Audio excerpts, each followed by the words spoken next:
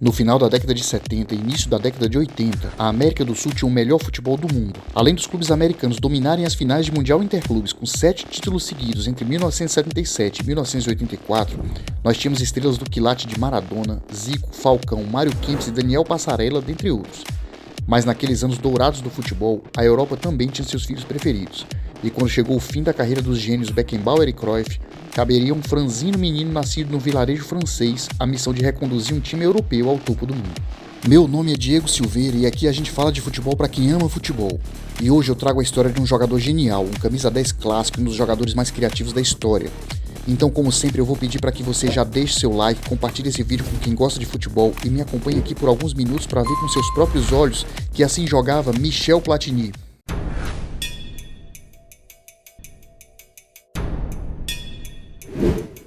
Michel François Platini nasceu na pequena cidade de Juif, onde jogou desde criança por equipes locais. Muito bom para jogar com os garotos da sua idade, mas muito franzino para jogar contra os mais velhos, o jovem Platini era quase sempre reserva. Mas aos 16 anos brilhou num jogo entre os juniores do AS Juif e o Metz, que era um clube de primeira divisão. Foi chamado então para um treinamento de pré-seleção, mas num teste de capacidade respiratória ele desmaiou. O veredito foi que ele não tinha capacidade cardiorrespiratória para ser profissional e nenhuma grande equipe quis dar oportunidade a um garoto de constituição física tão frágil. Michel acabou iniciando sua carreira em 1972 no modesto time do Nancy, que era da sua região, onde novamente ficava quase sempre na reserva.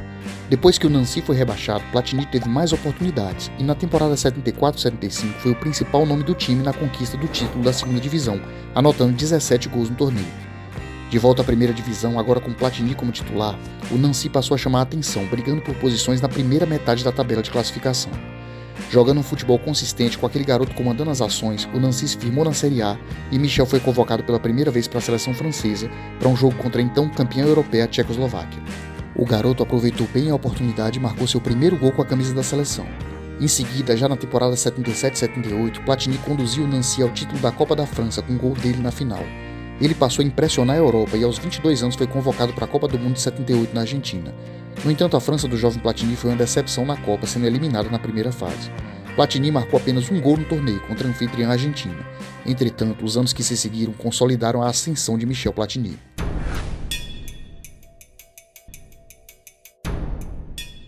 Os impressionantes 98 gols marcados enquanto Michel jogou pelo fraco time do Nancy chamaram a atenção de clubes maiores. Tido naquela altura como o melhor jogador da França, ele foi disputado por clubes como a Inter de Milão, o Olympique de Marseille e o Paris Saint-Germain, mas acabou se transferindo para o Saint-Étienne em 1979, onde seria a estrela do time num projeto do clube para tentar conquistar um título continental. Platini encantou o mundo com seu futebol e conduziu seu time à conquista do campeonato francês na temporada de 80 e 81, marcando os 2 gols da vitória no jogo do título, contra o Bordeaux. Mas a relação com o Saint-Étienne também foi marcada por frustrações, com 2 derrotas nas finais da Copa da França e a falha em buscar o tão sonhado título europeu. Enfrentando problemas fora de campo relacionados à falta de recolhimento de impostos, Platini decidiu então que após a Copa iria buscar novos ares.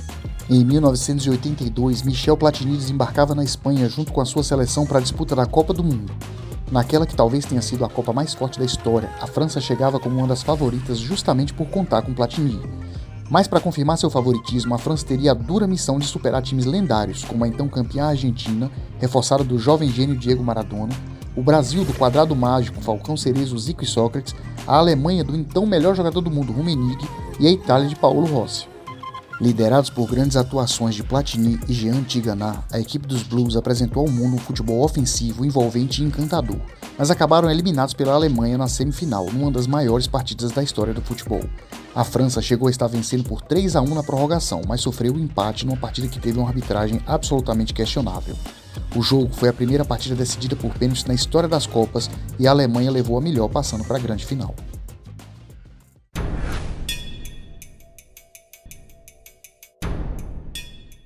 Após o término da Copa do Mundo, Platini se transferiu para a Juventus com o objetivo de ser a grande estrela dos bianconeri e do futebol italiano.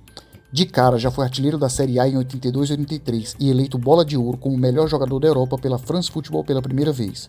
Na temporada seguinte, 83 e 84, comandou a Juventus rumo ao título italiano, sendo novamente artilheiro da competição e novamente eleito bola de ouro.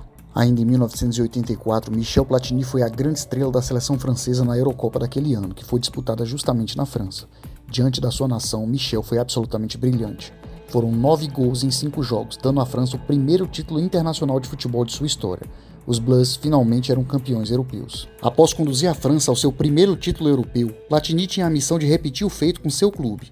Na temporada 84-85, Michel Platini, ao lado de outras estrelas como Paolo Rossi e Boniek, conduziram a Juventus ao maior título da sua história, a sonhada Champions League. A Juventus já havia disputado a final da Champions em 73 e 83, sendo derrotada nas duas vezes.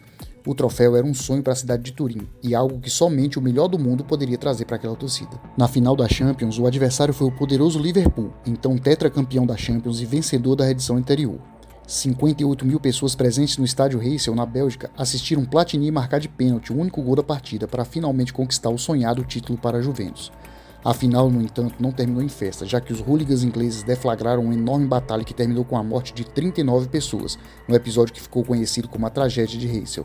A gente vai falar mais desse episódio num vídeo aqui do canal em breve. No final daquele ano, a Juve ainda venceu o Mundial Interclubes, batendo o Argentinos Júniors e interrompendo uma sequência de 7 finais vencidas pelos sul-americanos. A Juventus era campeã mundial e Platini foi o grande responsável por reconduzir a Europa ao centro dos acontecimentos do futebol. É sempre bom ressaltar que naquela temporada mágica de 84 e 85, Platini foi artilheiro da Champions, artilheiro da Série A e novamente eleito Bola de Ouro como o melhor jogador da Europa pelo terceiro ano seguido. Eleito por 3 vezes melhor jogador da Europa, Platini chegou com a França à Copa do Mundo de 1986 no México como protagonista. A França passou da primeira fase com um bom futebol e nas quartas de final enfrentou o Brasil num jogo memorável. A forte seleção brasileira tinha craques como Sócrates e Miller e contava ainda com Zico no banco por não estar 100% fisicamente. Os brasileiros venciam por 1-0 com gol de Careca, mas Platini empatou a partida e levou o confronto para os pênaltis. A França saiu vencedora nos pênaltis e se classificou para a semifinal, mas como aconteceu 4 anos antes, foi novamente eliminada pela Alemanha e terminou a Copa em terceiro lugar.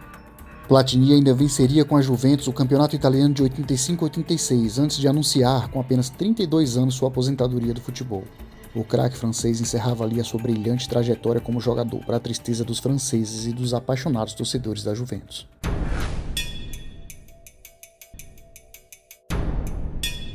Platini, assim como Zico e Maradona, foi um dos jogadores que moldaram o imaginário do jogador camisa 10 do futebol pós-Pelé. Extremamente habilidoso, capaz de passes absurdos, dribles desconcertantes e finalizações muito precisas. Foi um exímio batedor de faltas e um brilhante armador de jogadas. Costumava se posicionar próximo da área adversária e dali tanto voltava para o meio para buscar o jogo quanto avançava na direção da meta inimiga. Se houvesse espaço, finalizaria de forma sempre perigosa. E se não houvesse espaço, ele criaria, seja com drible, seja com passes geniais. E se por acaso ousassem derrubá-lo com falta, aí era fatal.